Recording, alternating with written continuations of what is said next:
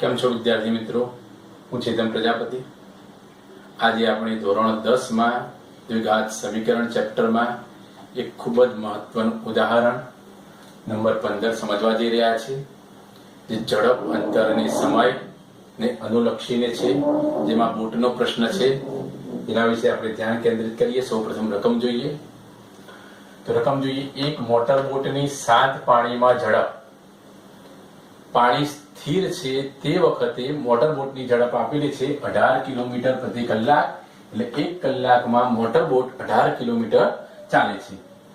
જો 24 કિલોમીટર અંતર પ્રવાહની સામી દિશામાં, એટલે કે વિરુદ્ધ દિશામાં એને કાપતા લાગતો સમય પ્રવાહની દિશામાં તેટલું જ અંતર કાપતા લાગતા સમય કરતા 1 કલાક વધુ લાગે છે, તો પ્રવાહની ઝડપ શોધવાની છે.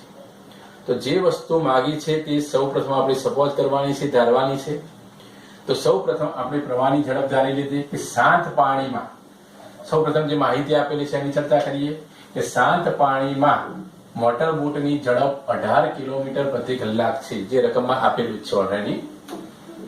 હવે આપણે જે ધારવાનું છે કે પ્રવાહની ઝડપ શોધો. પ્રવાહની ઝડપ તો આપણે ધારી લઈએ કે ધારો કે પ્રવાહની ઝડપ, ધારો કે પ્રવાહની ઝડપ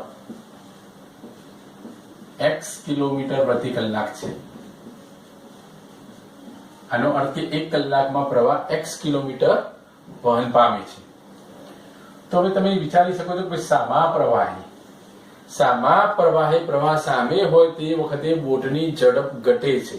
તમે જાણી શકો છો, અહીં આકૃતિમાં પણ તમે જોઈ શકો છો કે પ્રવાહ વહી રહ્યો છે A થી B તરફ, બરાબર. બોટ B થી A તરફ જાય છે, ત્યારે પ્રવાહ A થી B તરફ આવે છે. એટલે સામા પ્રવાહે બોટને જવાનું છે, એટલે એની ઝડપ ઘટશે.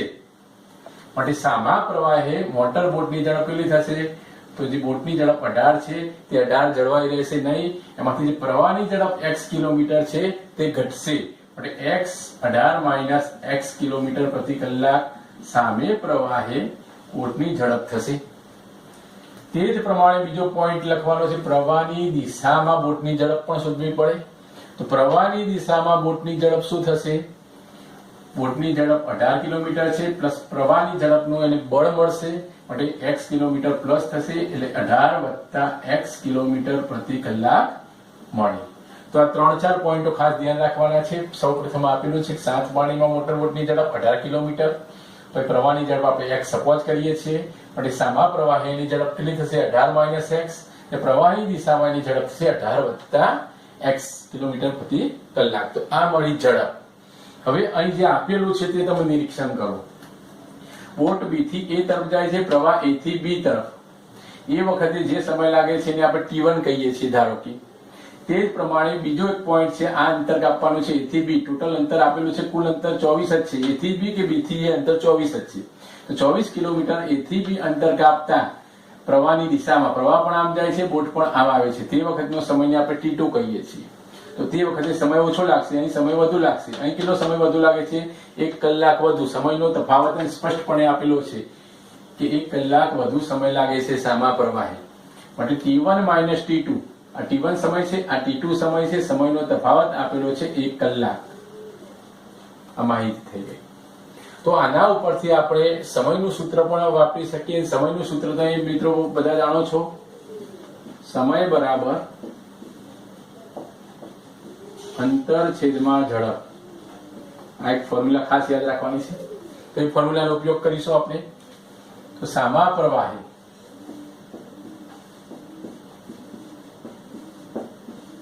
બોટની ઝડપ, આ બોટને લાગતો સમય, બોટને લાગતો સમય, સામા પ્રવાહે જે સમય છે તેને આપણે T1 કહીએ છીએ. તે T1 કેટલો છે મિત્રો? T1 સમય એટલે અંતર ભાગ્યા ઝડપ. અંતર છે 24, તે ઝડપ આપેલી છે 18 માઇનસ x. આટલા કલાક લાગે. તે જ પ્રમાણે પ્રવાહની દિશામાં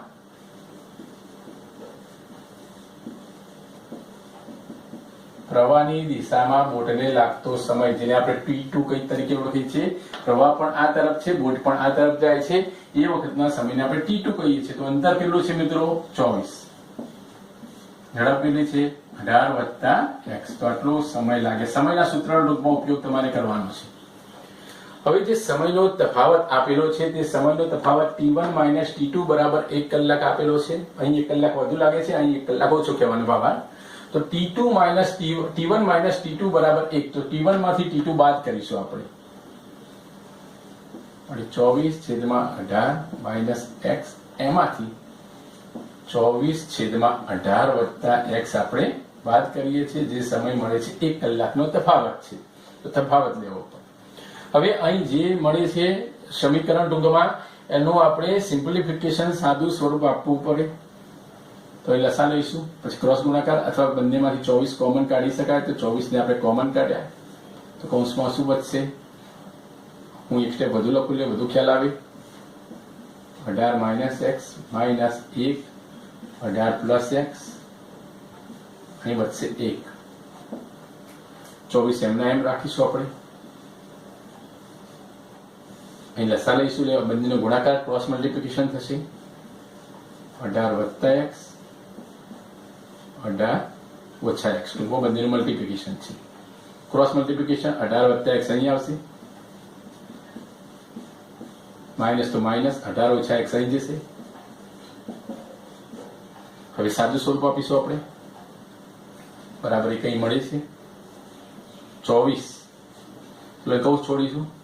18 + x - 18 ચિહ્નો બદલાશે, + x થશે. નીચે 18 + x 18 - x. તો a + b a - b સૂત્ર છે. a² - b². તો 18 નો વર્ગ થશે - x નો વર્ગ. 18 નો વર્ગ જાણો છો બધા, 324 - x નો વર્ગ x² બરાબર 1 મળે. આનું સિમ્પ્લિફિકેશન કરીશું આપણે. 24 એમના એમ વધશે. અહીં x અને x એટલે 2x થશે.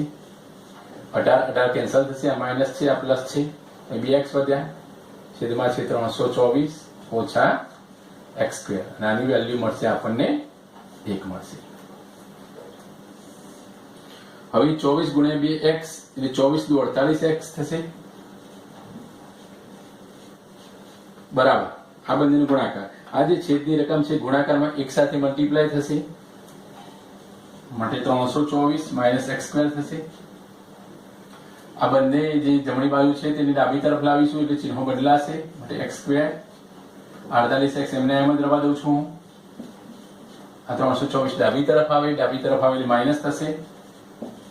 ટૂંકમાં -x² થયા, 324 માઇનસ થયા બરાબર 0. હવે અહીં અવયવની રીત જે છે તે લાગુ પાડી શકાય કે 324 ગુણાકાર લાવવાનો છે, બાદ બાકી 48. તો 324 ના ભાગ પાડતા તમારે શીખવાનું છે.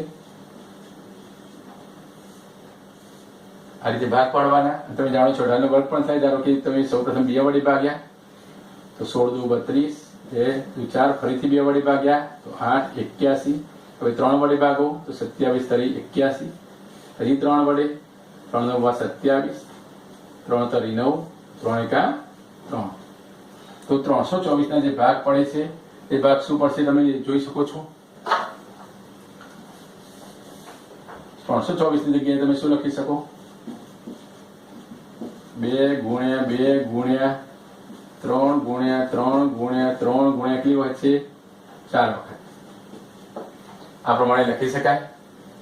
હવે આમાંથી 2 ની જોડી બનાવવી પડે, 2 અંકો લેવા પડે. ટૂંકમાં જે અંકો આપેલા છે એમાં 2 જોડી બનાવવાની, એક જોડી બનાવવી પડે 2 અંકોની. કેવી રીતે બની શકે તમે વિચારી શકો છો.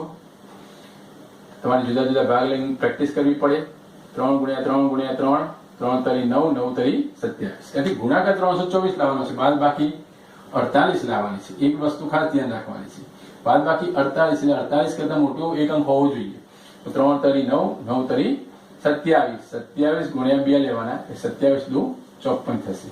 ગુણ્યા ચલો કેટલા વધે છે? આ 3 વધ્યા અને 2 વધ્યા, 3 × 2 એટલે 6. 54 × 6 ભાગ પડે. 54 માંથી 6 જાય તો 48 વધે. તો આ જે પ્રેક્ટિસ થયા પછી તમારી ઝડપ વધી જશે મિત્રો. તો એ પ્રમાણે આપણે ભાગ પાડીશું. x², પ્રથમ ભાગ 54x, બીજો ભાગ 6x - 324 એમને એમ બરાબર 0. ચલો પ્રથમ બે અંકમાંથી કોમન x આવશે એટલે x + 54, બીજામાંથી 6 કોમન એટલે x + 54 બરાબર 0. તો પ્રથમ ભાગ પડશે x + 54, જે બીજો ભાગ પડે છે x - 6 બરાબર 0. માટે x બરાબર -54 અથવા x બરાબર 6. ઋણ સંખ્યા શક્ય નથી બોટની ઝડપ, પ્રવાહની ઝડપ, એટલે x બરાબર 6 લઈશું. માટે આપણી જે ધારણા હતી કે પ્રવાહની ઝડપ શોધો તો પ્રવાહની ઝડપ 6 કિલોમીટર પ્રતિ કલાક.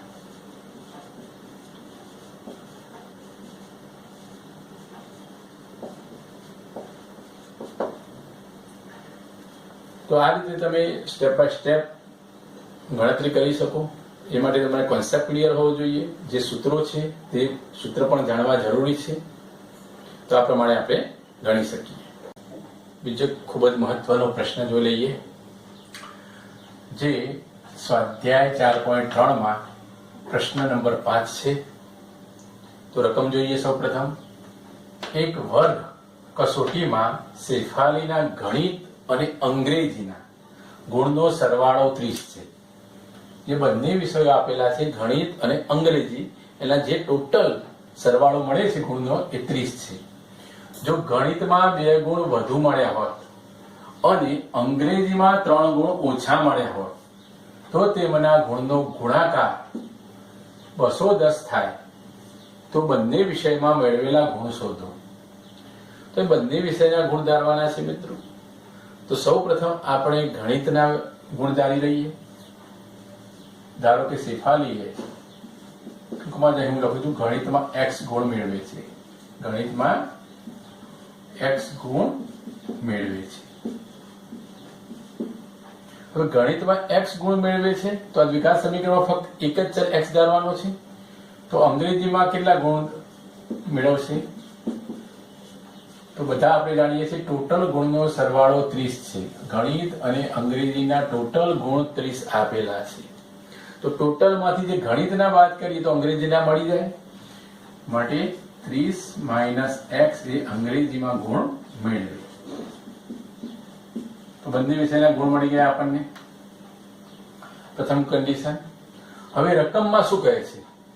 જો ગણિતમાં 2 ગુણ વધુ મળ્યા હોય, એનો અર્થ કે નવી પરિસ્થિતિ પ્રમાણે હવે એને ગણિતમાં કેટલા ગુણ મળ્યા હોય? 2 ગુણ વધુ. તો ગણિતમાં કેટલા શરૂઆતમાં કેટલા હતા? x.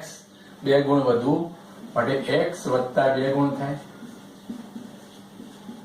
અને અંગ્રેજીમાં 3 ગુણ ઓછા મળ્યા હોય, રકમમાં સ્પષ્ટ કહે છે અંગ્રેજીમાં 3 ગુણ ઓછા.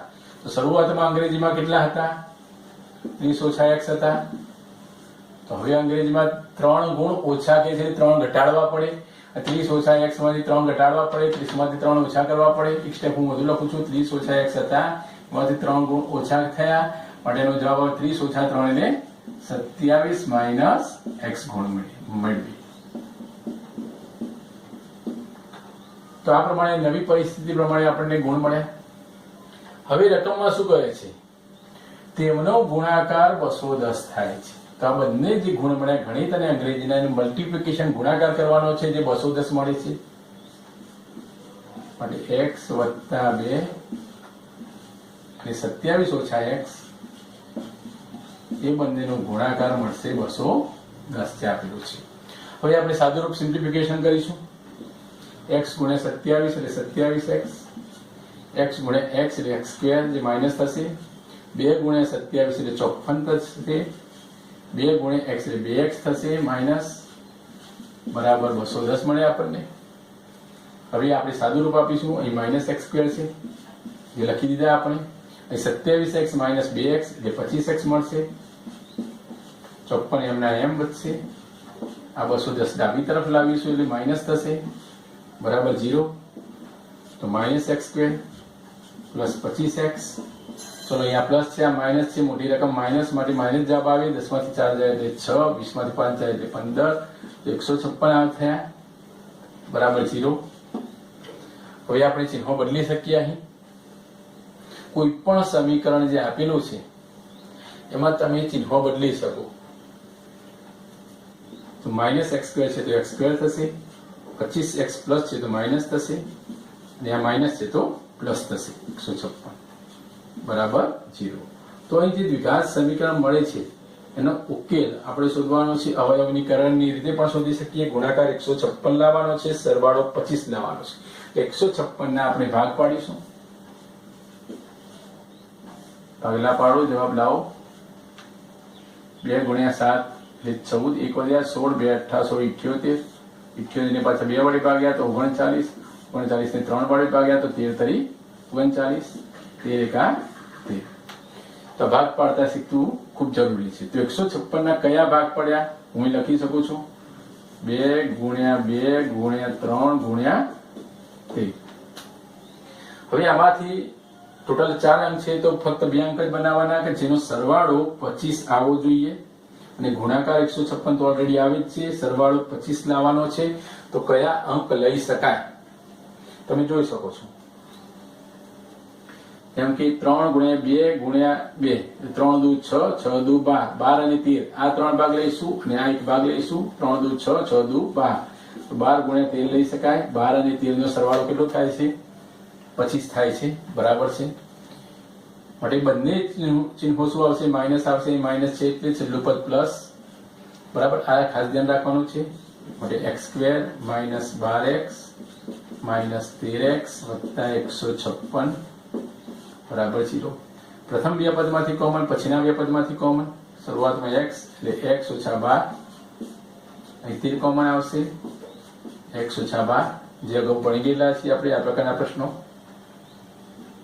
માટે પ્રથમ અવયવ આવશે x ઓછા 12, બીજો અવયવ આવશે x ઓછા 13 બરાબર 0. તો આના પરથી મળી શકે x ની વેલ્યુ 12 મળે અથવા x ની વેલ્યુ 13 મળે. ટૂંકમાં 12 મળે અથવા 13 મળે. તો આનો મિનિંગ શું થાય? તો આપણે જ્યારે છે ગણિતમાં, ધારો કે ગણિતમાં 12 ગુણ મળે છે. જો ગણિતમાં 12 તો અંગ્રેજીમાં કેટલા થશે મિત્રો? 30 ઓછા 12 કરવા પડે. 30 ઓછા 12, 30 માંથી 12 બાદ કરો એટલે 18 મળે. એટલે ટોટલ સરવાળો 30 જ થાય છે. એટલે તો અંગ્રેજીમાં 18. પરંતુ જો ગણિતમાં 13 મળે તો અંગ્રેજીમાં કેટલા મળશે? તો 30 ઓછા 13 કરવા પડે. 30 ઓછા 13, 30 માંથી 13 જાય એટલે 17 મળે.